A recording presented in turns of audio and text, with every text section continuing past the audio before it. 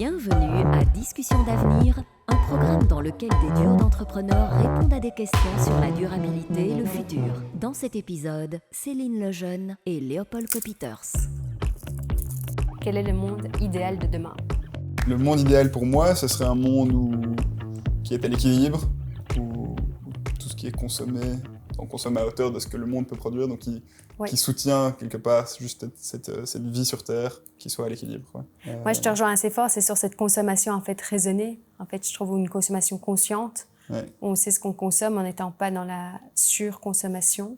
Découverte de la question. Est-ce que ce que tu fais aujourd'hui, tu le fais en pensant à plus tard? Oui, je pense en tout cas au futur, et c'est clairement aussi une responsabilité que je ressens. Je disais, j'ai aussi le sentiment d'être encore cette génération future. Oui. Cette responsabilité, c'est une opportunité aussi de s'épanouir dans quelque chose. Pour l'instant, en tout cas pour ma part, c'est assez chouette. Ça fonctionne, on s'amuse bien et on sait qu'on fait quelque chose de positif. Donc, on a ce petit rôle d'explorateur, en fait, où on doit remettre un peu, explorer des nouvelles manières de consommer, de produire, de manière plus responsable et plus...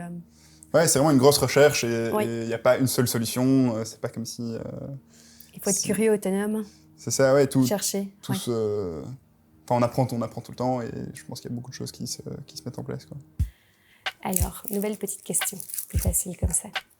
Penses-tu qu'un individu seul peut contribuer à un monde plus durable? Donc, clairement, je pense que chacun peut avoir son impact, mais la génération future qui arrive de plus en plus, j'espère, aura un impact sur la démocratie et que la démocratie va du coup avoir un impact sur la société pour imposer ces changements et dire voilà, maintenant ça suffit, c'est ça les limites de notre planète et il faut vivre dedans, sinon on va crever tout simplement.